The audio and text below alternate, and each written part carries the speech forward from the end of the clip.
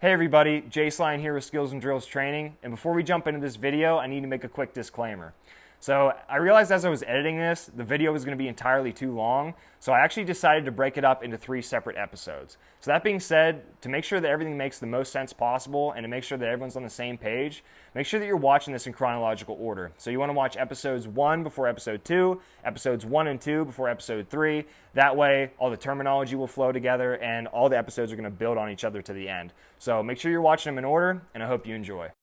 What's going on, everybody? Jay Sline here with Skills and Drills Baseball Training, and I'm back with another informative episode of On the Ball. Now, in today's episode, I'm talking about something that every single baseball player needs to know how to do. It seems to come up in situations where it totally determines the outcome of the game, yet it's never practiced. And that topic is bunting.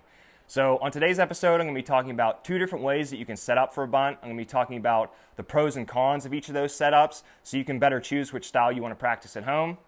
And then I'm going to be giving you some tips and tricks to improve your success rate of laying down quality bunts on the diamond.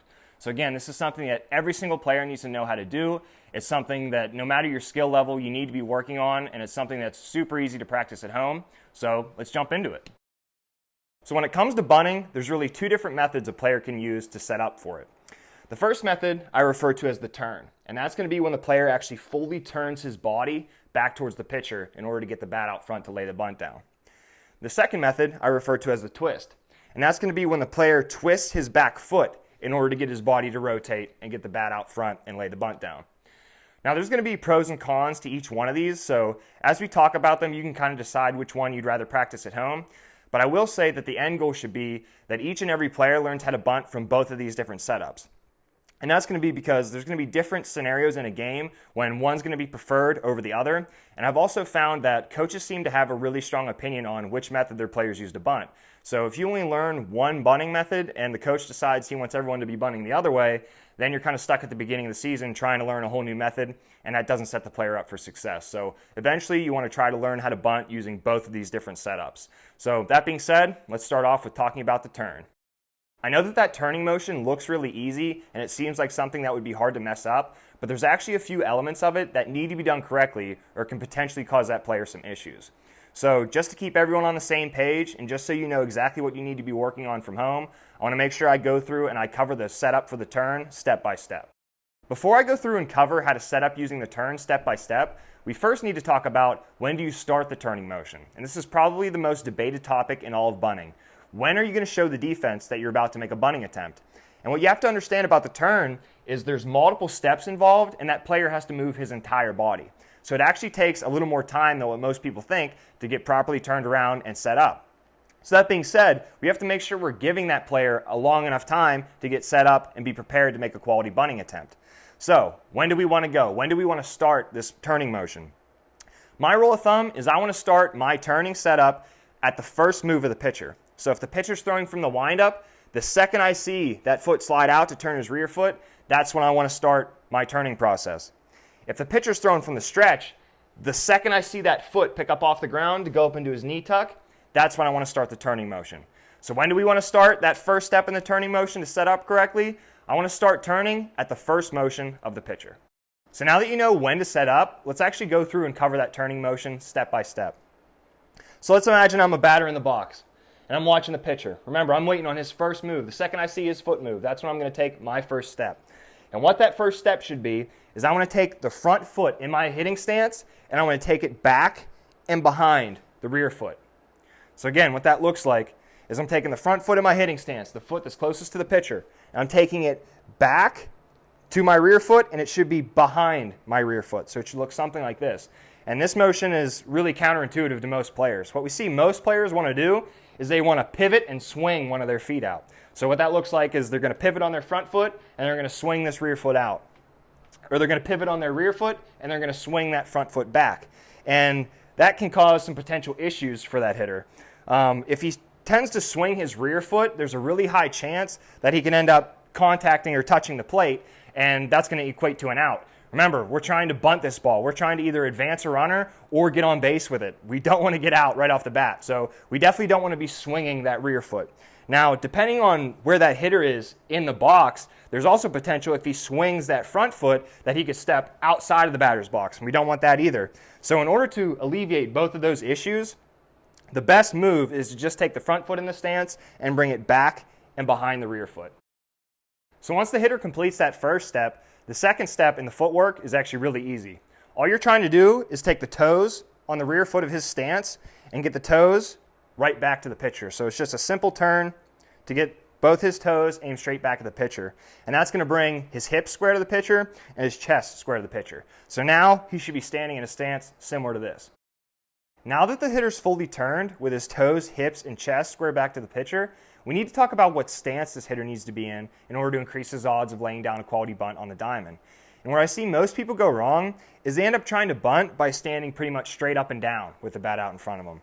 And by standing straight up and down, you're setting yourself up for failure in a number of ways.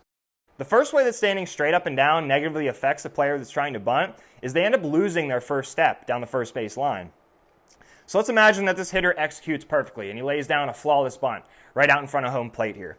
Well, instead of already being set to run, when you're standing straight up and down, this player is going to have to bunt, then load his legs, then run down the first base line.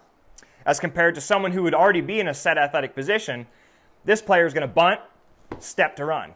So as you can see, instead of taking that first step down the base path, a player that's standing straight up and down is going to first have to set and load his legs and then turn to run. So not only is he going to lose that first step running down the first base line, this also takes time. So by standing straight up and down, he's going to lose one step down the base path, which is going to cost him. But it's also going to add more time that it takes the player from the bunt to get to first base. And we already know that beating out a bunt is a hard enough job. We never want to lose a step, and we never want to add time to get down the first base line. All of the other ways that this player is being negatively affected by standing straight up and down have to do with the player expanding his strike zone. So as you can imagine, as that player begins to stand taller and taller, he's increasing the distance from his knees to his letters, and thus he's making his strike zone larger. And a large strike zone is going to negatively affect this player's ability to bunt in a number of ways. Number one, as a hitter, I'm responsible for making contact with every single pitch that's going to potentially cross through my strike zone. Now that being said, the larger that I make that strike zone, there's now going to be an increasing number of pitches that are going to be potential strikes that now I'm going to be responsible for defending and being able to make contact with. Now, along with that, the larger that I make the strike zone, there's often larger movements involved to get in front of all those new potential pitches. So let's imagine that there's a ball all the way at the lower end of the zone and all the way at the outer edge of the plate. In order for me to get to that pitch, I have to make this super big movement and I have to move my entire body a really far distance. Now, with that extra movement, because it's a farther distance, that's going to take me a longer time to get there, and there's a potential risk that I don't actually get set up in front of that ball in time and maybe I foul it off or miss it entirely. Either way, that's not an ideal outcome. Along with the larger movement, I also have to move more of my body. And the more of my body that's involved in the movement, there's an increased risk that there's an error in any one of those muscle movements, and that's going to send the barrel off of my acquired target. And that, again, might lead to me fouling off that pitch or missing it entirely. Either way, it's going to affect my ability to bunt. The last way that creating a large strike zone negatively affects a player's ability to bunt actually has more to do with the pitcher than it does with the hitter. So as you can imagine, as a hitter stands taller and taller and increases his strike zone, he's making it easier and easier for that pitcher to do his job and throw a strike.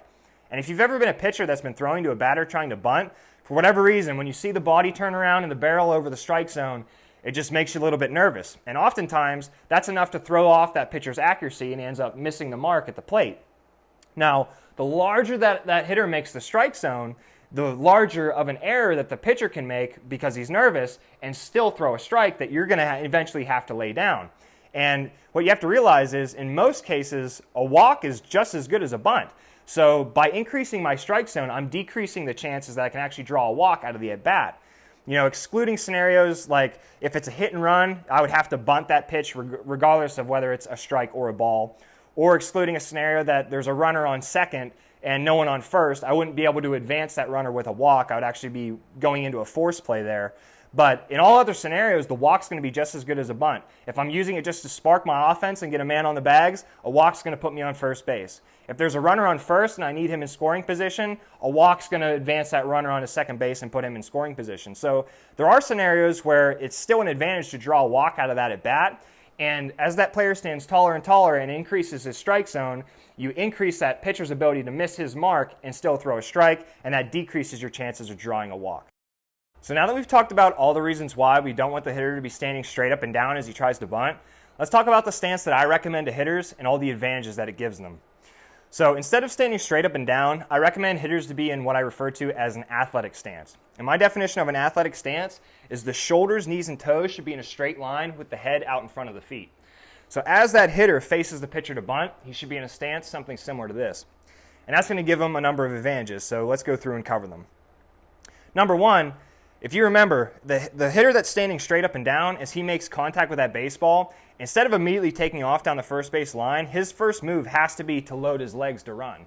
So he's going to lose that first step, and he's also going to lose all of this time that he could be running down the first base line just to load his legs.